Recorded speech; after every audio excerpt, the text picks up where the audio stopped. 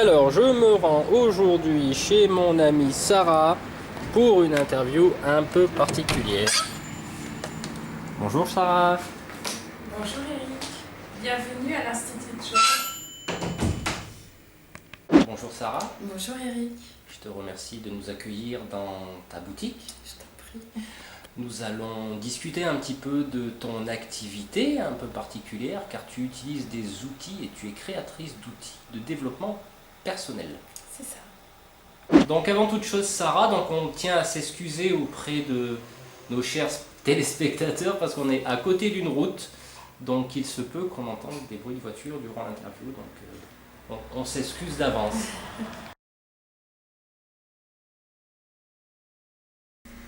Alors moi je suis ingénieure télécommunication de formation et j'ai travaillé pendant 10 ans en entreprise avant de découvrir un univers qui me passionne aujourd'hui, qui est celui de la guérison et du développement personnel.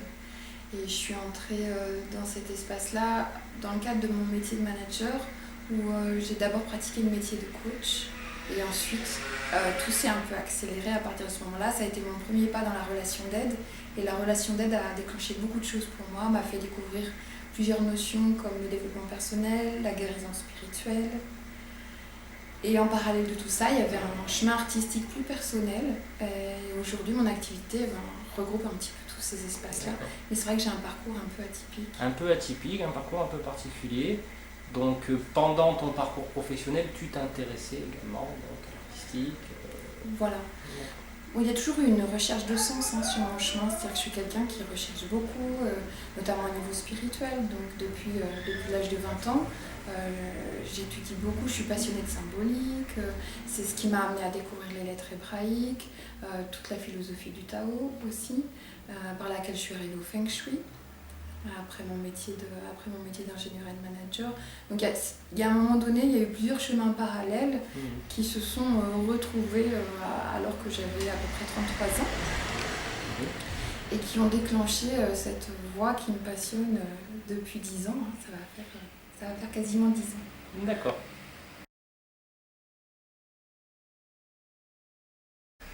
Donc pour rentrer un peu plus dans les détails, est-ce que tu peux nous faire un petit parcours de ces 10 dernières années ? Alors, comme je l'ai dit tout à l'heure, le premier pas d'entrée, ça a été mon métier de coach, puisque je suis formée au coaching. J'ai accompagné pendant quelques temps des dirigeants. Ce qui me passionne derrière tout ça, en fait, c'est pas tant le coaching lui-même, mais tout l'humain. Et cette passion de l'humain m'a amenée à découvrir tout un tas d'autres outils, à faire des rencontres importantes, à faire des expériences aussi spirituelles importantes, déterminantes, qui m'ont fait vraiment prendre un virage quand j'avais 33 ans. Et avec un fil directeur derrière tout ça, c'est l'humain. Donc j'ai découvert la guérison spirituelle notamment, au départ des guérisons spirituelles plus inspirées des traditions esséniennes, et aujourd'hui plus proches du chamanisme. J'ai plusieurs sources d'inspiration par rapport à ça, mais ce qui a été important pour moi, c'est de rendre ces dimensions-là pragmatiques. Et le coaching m'a beaucoup aidé à ça. Tu as réussi à allier un petit peu, on va dire, la spiritualité et le côté pratique humain. Voilà. Ce que j'aime beaucoup dans le coaching, c'est le côté très pragmatique, efficace, orienté vers l'objectif. Et aujourd'hui, ma quête consiste à vraiment accompagner les personnes à vivre un vrai changement. Et pour moi, un vrai changement est d'abord intérieur, mais il est visible ensuite matériellement, dans une vie. Pour moi, une personne est guérie lorsqu'elle fait un métier qu'elle aime, lorsqu'elle est heureuse dans sa vie personnelle, qu'elle a une vie équilibrée, qu'elle peut réaliser la plupart de ses rêves. Et c'est vraiment ça qui me motive profondément. Et j'ai trouvé dans le coaching une façon très pragmatique, tournée vers l'objectif, d'approcher ça. Ce que je ne trouvais pas forcément dans la psychologie ou la psychothérapie. D'accord. Donc tu vas nous expliquer maintenant qu'est-ce qui t'a amené à développer tes propres outils personnels. Alors en parallèle de cette passion pour l'humain, je suis une créative avant tout. J'adore fabriquer, j'adore concevoir, j'adore créer.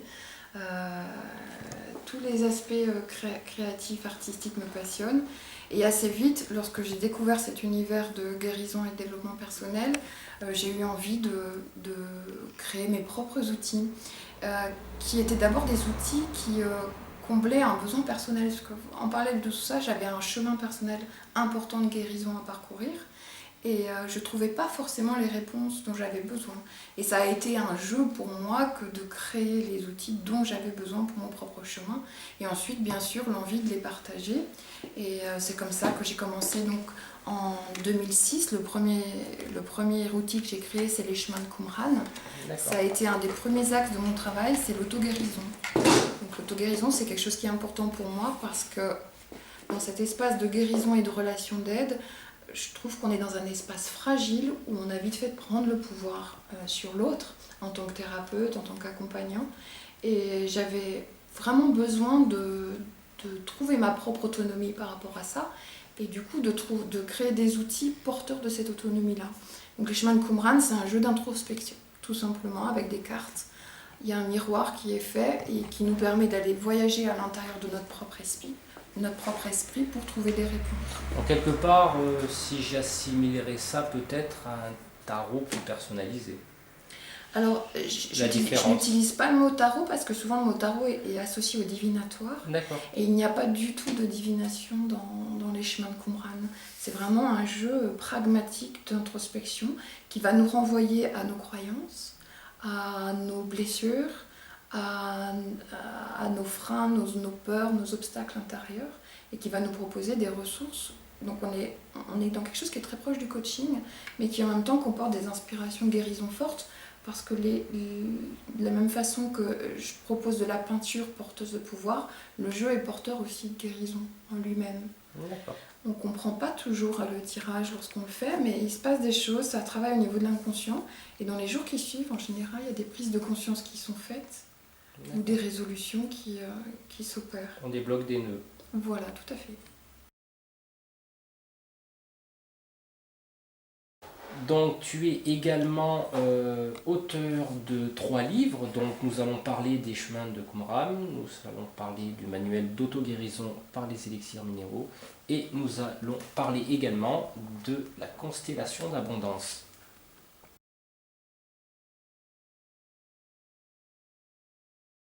Donc toujours dans cette quête d'outils de guérison porteurs d'autonomie, j'ai fait une belle rencontre en 2007 avec les élixirs minéraux.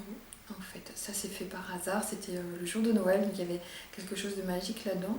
Et c'est vrai que lorsque j'ai découvert ces produits-là, ça a été vraiment une belle rencontre pour moi et ça m'a donné envie d'approfondir et de faire des recherches pour proposer une façon de travailler avec eux de façon autonome.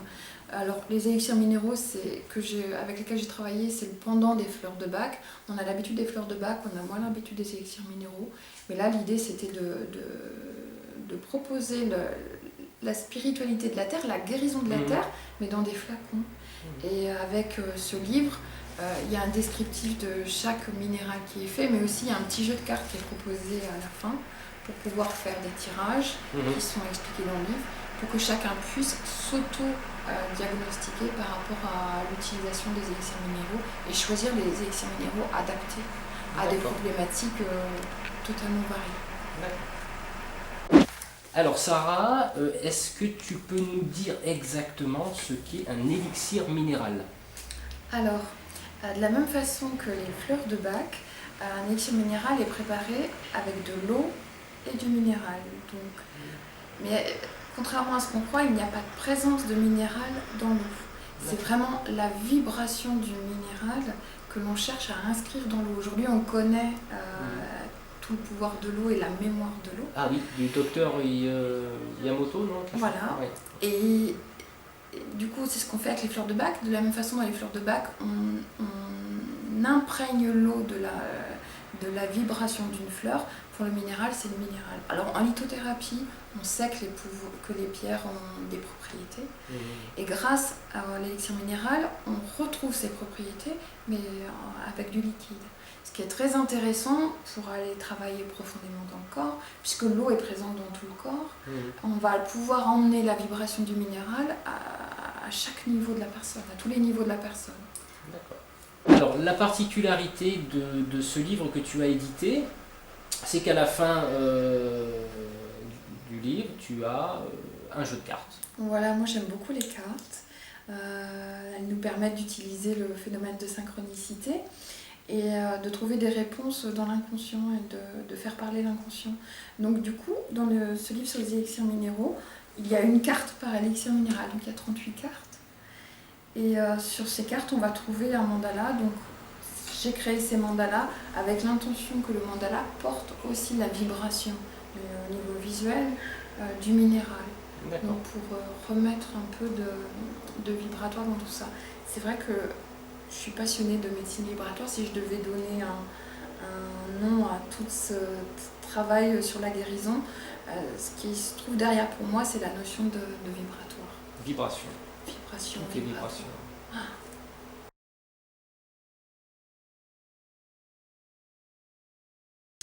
Alors, les constellations d'abondance, c'est un outil, c'est le dernier outil en date, celui qui continue de me passionner aujourd'hui et qui m'occupe largement, puisqu'il y a plein de projets autour de ces constellations. C'est un travail qui me tient à cœur. Et l'idée, c'est de... Alors, il y a plusieurs choses. C'est très inspiré des constellations qu'on connaît déjà, les constellations familiales et les constellations astrologiques. J'en ai personnellement fait de ces constellations. J'ai beaucoup aimé cette approche qui fait que chacun, c'est un travail de groupe, chacun est appelé à participer à la guérison, au travail de l'autre. Donc on utilise les énergies personnelles. De la même façon, selon moi, ça permet justement d'éviter les prises de pouvoir par une personne, un thérapeute, un accompagnant, un guérisseur, puisque là c'est un travail de groupe, donc il y a beaucoup moins de risques. Et puis il y a quelque chose de joyeux là-dedans, dans cette participation-là, d'apporter son concours au travail de l'autre. Il y a quelque chose que je trouve très dynamisant. C'est comme un jeu de rôle. Voilà, c'est du jeu de rôle. Donc c'est le même principe que les constellations familiales et les constellations astrologiques, si ce n'est que là on met en scène des personnages intérieurs.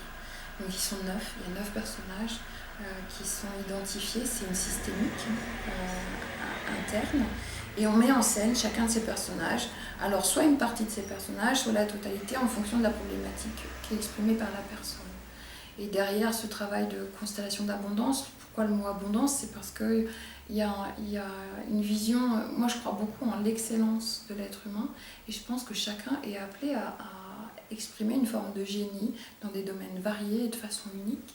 Et l'idée c'est dans cette libération de ces 9 facettes de l'être, de permettre d'accéder à cette excellence, de lever les barrières, les obstacles, guérir les blessures et retrouver une intégrité vibratoire qui permette d'accéder et de mettre en scène cette excellence dans la vie. D'accord. Donc il y a un projet pragmatique derrière. Donc en fait, c'est mettre l'intention sur les choses et quelque part ça engendre l'action. Intention génère des actions, des actes derrière, des choses qui se manifestent. Oui, donc c'est un petit peu comme si on décomposait la pensée créatrice. Moi je suis une fervente adepte de la pensée créatrice, si ce n'est qu'assez vite j'ai compris qu'il y a des choses qui fonctionnent en pensée créatrice et des choses qui ne fonctionnent pas. Et on ne maîtrise pas toujours ce qu'on va réussir à matérialiser ou pas. Et ma recherche, ça a consisté derrière les constellations d'abondance, l'idée c'est comprendre pourquoi des fois ça fonctionne et pourquoi des fois ça ne fonctionne pas. Et l'hypothèse que j'émets, c'est de dire, je ne suis peut-être pas aujourd'hui en état vibratoire que mon rêve se réalise ou que ma pensée créatrice se matérialise. Donc c'est comment je peux agir sur mon vibratoire, sur mon espace vibratoire, changer ce qui doit changer, guérir ce qui doit guérir, pour que cette pensée créatrice puisse se matérialiser et accéder à la réussite là où avant j'étais en échec. Donc effectivement, il se peut aussi qu'il y ait un temps pour tout et que peut-être que les choses doivent se faire à un temps ou comment tu le ressens par rapport à ça? Alors, je suis clair dans ma question. Il y a des bons moments, c'est sûr qu'il y a des bons moments pour les choses, mais dans ce travail-là, justement, c'est un travail actif, c'est-à-dire qu'on prend en charge la destinée. Si on dit, voilà, moi aujourd'hui j'ai un rêve, et ça fait des années que je suis en échec sur ça, ma vie affective, mon travail, ma créativité, etc. Et comment je peux agir? Qu'est-ce que je peux faire? Comment je peux sortir de l'impuissance aujourd'hui et agir pour pouvoir changer cette réalité-là? Et peut-être ça va m'amener à comprendre que c'est pas le bon moment ou que c'est pas mon vrai rêve. D'accord. peut y avoir des prises de conscience qui se font. Mais au moins, je quitte l'impuissance. D'accord. Voilà. En décodant dans cet espace de 9 personnages, c'est très théâtral, très ludique. Et ça permet aussi de décoder, de comprendre ce qui intérieurement fait obstacle D'accord. à la compréhension.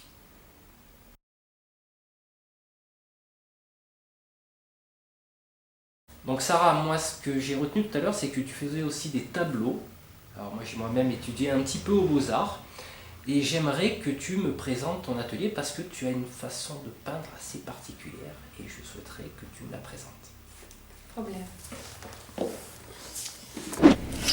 Voilà, donc en fait, mon truc en peinture, c'est de peindre le plus possible avec des matériaux naturels. Et j'aime bien utiliser les vieilles recettes de grand-mère pour ça. D'accord. Et notamment avec des ingrédients assez improbables comme le fromage blanc, la pomme de terre, l'œuf. Ah oui. Voilà, le sable, les feuilles, le papier. Voilà, j'essaie vraiment de mettre le moins possible de chimie dans mes tableaux, avec cette idée avec cette approche chamanique en fait, qui est de charger le plus possible les matériaux de sens et d'intention pour faire ce qu'on appelle des objets de pouvoir en chamanisme. Donc c'est plus qu'un tableau en fait, c'est souvent un tableau comme un tableau comme celui-ci par exemple, où j'ai intégré un jaspe au centre. Le jaspe, c'est un minéral qui nous invite à prendre notre pleine dimension, à nous affirmer dans ce qu'on est. Donc il est porteur de confiance en soi, d'affirmation. Donc lorsque je crée ce tableau autour du jaspe, je fais le tableau avec l'intention que ce tableau permette à celui qui a le tableau dans sa pièce, dans son bureau, dans sa chambre, de récupérer toute l'énergie du jaspe et de cette intention qui est d'avoir confiance en soi, de prendre sa pleine dimension. Donc ici c'est le jaspe, là on a autre chose. Alors tu les charges en fait. Voilà, je charge. Donc d'un point de vue chamanique... Donc c'est une approche très inspirée du chamanisme dans la peinture. Et lorsque je crée, c'est le cas des bijoux aussi qui sont en vitrine, l'idée c'est vraiment de faire des objets qui sont chargés d'intention, chargés de pouvoir, chargés de magie en fait. D'accord. Il y a les lettres hébraïques aussi. Donc ça, c'est un travail que je fais sur commande pour les personnes qui le souhaitent. Souvent, c'est offert en cadeau à Noël, aux anniversaires. Et je fais la lettre hébraïque de la personne, je me cale sur elle et je fais sa lettre hébraïque. Et pareil, avec des matériaux naturels et en chargeant d'intention, de l'énergie de la lettre, parce que les lettres hébraïques ont beaucoup d'énergie en elles-mêmes. Et l'idée, c'est de retranscrire cette énergie-là sur un tableau à travers les couleurs, les textures. Sans produits chimiques, tout au naturel. Voilà. C'est ça qui est assez exceptionnel. Voilà. Donc là, je cherche beaucoup. Je passe mon temps à chercher des nouvelles choses. Et puis c'est un jeu aussi. Parce que c'est vrai qu'avec des choses aussi naturelles que la pomme de terre, on fait de la magie. D'accord.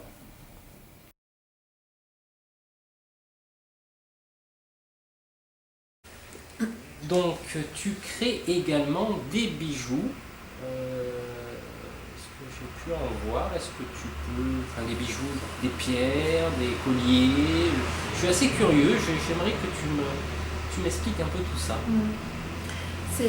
La création de ces bijoux, elle s'inscrit dans la lignée de ce que je fais déjà en peinture en fait, avec l'idée toujours de cette spiritualité de la terre et d'amener la terre, l'énergie de cette terre qui est selon moi guérisseuse, un peu partout, c'est ce qu'on fait dans les minéraux, c'est ce que je fais dans les tableaux. Et là, l'idée, c'est d'amener la terre sur mon corps au travers de ces bijoux. Et lorsque je marche, et j'ai une petite fille qui est comme moi, lorsqu'on marche dans la forêt, dans la nature, on trouve tout un tas de trésors. Et l'idée de ces bijoux, c'était comment je peux amener ces trésors sur moi, comment je peux les mettre en valeur, utiliser leur énergie. Parce que souvent, on va ramasser une pierre plutôt qu'une autre. Il y a une raison pour laquelle on va choisir cette pierre, c'est parce qu'elle vibre quelque chose pour nous à ce moment-là. Donc il y a quelque chose de l'ordre de l'objet de pouvoir derrière. Et ce que j'ai découvert une technique de bijoux qui permet d'envelopper, d'emballer, de sertir ces petits trésors de la nature pour pouvoir les porter sur soi de façon esthétique aussi au passage, bien sûr, c'est la dimension bijou. Voilà, donc ma dernière passion, c'est ça, c'est d'emballer des petits bouts de terre pour les mettre sur soi, pour les mettre en contact avec le corps et amener cette énergie guérisseuse dans nos cellules. D'accord, donc quelque chose, une singularité dans cette créativité. Et quelqu'un peut t'amener sa pierre. Et voilà, si quelqu'un a un petit bout d'écorce, une pierre, tout peut être emballé de cette façon-là. Et ça, c'est quelque chose qui m'amuse beaucoup. Et toujours la créer avec une intention positive. Avec l'intention pour la personne. Toujours charger le plus possible de l'intention.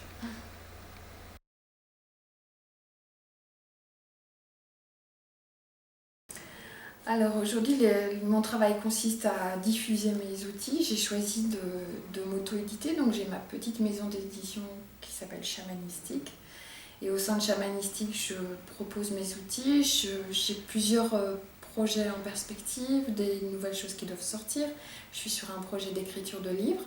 Donc la création continue de m'occuper. Et bien sûr, autour de ces outils, il y a pas mal de choses qui se passent parce que je suis amenée à mettre en place des groupes de travail autour des constellations d'abondance notamment. Il y a plein de projets dans les constellations. Il y a un projet qui s'appelle les constellations des 9 princes, qui est un travail spécifiquement orienté sur récupérer la capacité, restaurer la capacité à jouir de l'être. Et donc je suis occupée par pas mal de groupes et aussi la formation, puisque je forme aujourd'hui des personnes à Qumran, aux élixirs minéraux et aux constellations, à animer des constellations d'abondance. Et aujourd'hui j'anime un réseau d'animateurs de constellations d'abondance qui eux aussi choisissent de proposer cet outil dans leur propre groupe, un peu partout en France. D'accord. Alors, tu es une artiste très variée, peinture, écriture, et tu as des projets de spectacle.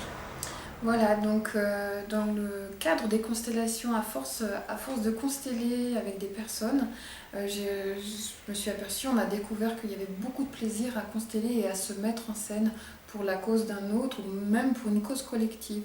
Donc aujourd'hui, le projet, c'est d'emmener les constellations sur scène et dans la rue. Au travers d'une troupe de constellations qui s'appelle Human Hearts. Et nous avons écrit notre premier spectacle les mois passés. Nous avons donné nos premières représentations, qui est un spectacle qui s'appelle Accord, qui porte un message sur le féminin et sur la guérison du féminin. Donc c'est une autre façon d'apporter du développement personnel et de la guérison, c'est de monter sur scène avec des textes, des chansons et les constellations. Et dans les mois qui viennent, l'objectif c'est d'écrire de nouveaux spectacles et de diffuser ce spectacle-là, de le faire tourner, de le proposer au plus d'endroits possible pour amener ces nouvelles formes. Ce qui m'intéresse beaucoup, moi, c'est de proposer des nouvelles formes de guérison et de développement personnel. Et le spectacle en fait partie, c'est le gros projet de l'année qui vient. D'accord. Moi j'ai une question un peu particulière. Étant moi-même, on va dire, intéressé par le côté esprit, le côté recherche intérieure, je souhaiterais savoir quel est ton point de vue sur la spiritualité. C'est une question, effectivement. C'est une question comment large. vois-tu toi ça? Essayer de répondre simplement. C'est un sujet qui a été fondamental pour moi ces dernières années. Si j'ai pris ce virage il y a 10 ans, c'est parce qu'il y avait une grave perte de sens dans ma vie. Je m'étais perdue, je n'étais pas du tout à ma place, je n'étais pas du tout en train de réaliser qui j'étais. Et ce virage, il a été largement pris suite à des rencontres spirituelles. Alors, la première inspiration est christique. C'est vrai que je suis très inspirée par la présence christique. Mais aujourd'hui, ma spiritualité dans ma pratique de la guérison et du développement personnel a beaucoup évolué. Aujourd'hui, je l'aperçois comme quelque chose déjà de très intime. Là où avant, j'en parlais beaucoup et je m'appuyais beaucoup sur ces ressources-là dans ma communication, dans l'expression de mon travail. Aujourd'hui, je le vis comme quelque chose de très intime. Pour moi, c'est un besoin fondamental. C'est-à-dire que pour moi, l'être humain a besoin de donner du sens. C'est impossible de se lever le matin et de faire des choses sans donner du sens. Et aujourd'hui, on souffre beaucoup tous de manque de sens. Le manque de valeur aussi peut-être. Voilà, dans le manque de sens, il y a le manque de valeur. Et la spiritualité, pour moi, m'a permis de me reconnecter à l'essentiel de moi. Tout à fait. Ensuite, j'ai aspiré à lui donner quelque chose de pragmatique parce que j'ai croisé sur mon parcours professionnel beaucoup de dérives aussi autour de la spiritualité. C'est-à-dire que lorsqu'on manque de structuration intérieure, lorsqu'on est en chemin de guérison, c'est pas évident de rester bien ancré, bien les pieds sur terre par rapport à tout ça. On a vite fait de fuir dans la spiritualité. Il faut se méfier des faux maîtres. Voilà, tout à fait. Et puis des illusions qui vont avec tout ça. Donc aujourd'hui, j'aspire à l'intégrer de façon beaucoup plus pragmatique à ma pratique, et y compris à mon chemin personnel aussi. Le chamanisme est très inspirant pour moi là-dessus. Très ancreur. Parce qu'il parle de la spiritualité, c'est celle de la terre. Et aujourd'hui, ça me parle beaucoup. Pour moi, la grande guérisseuse dans ma pratique, aujourd'hui, c'est la terre. Et c'est en ça que ça a beaucoup évolué ces dernières années. Et la terre, c'est simple, en fait. Il n'y a pas de mise sur piédestal, il n'y a pas de gourou, il n'y a pas de maître. C'est simple et c'est là. Donc je me sens très très proche de cette spiritualité-là. Et si je devais nommer ma grande ressource spirituelle aujourd'hui, ce serait la terre. Tout simplement.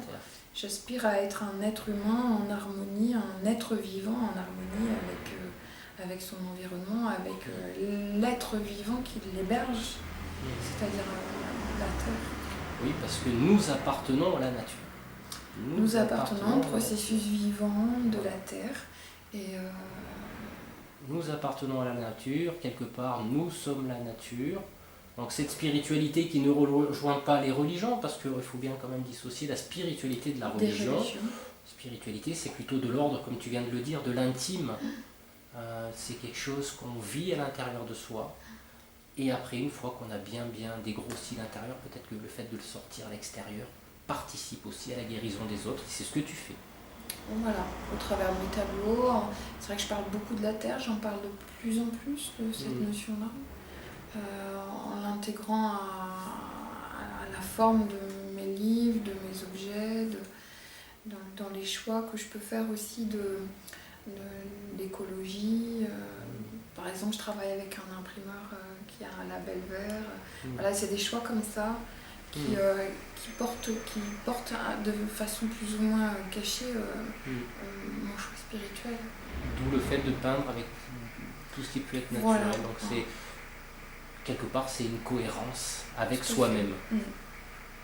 Une cohésion à laquelle j'aspire de plus en plus.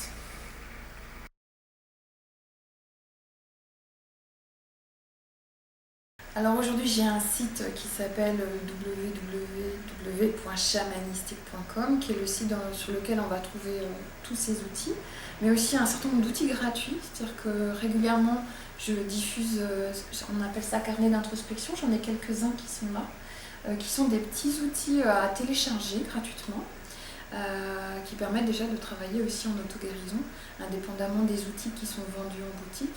Et également sur ce site, on trouve l'agenda de tous les événements, les groupes, les stages, les formations, les ateliers. D'accord.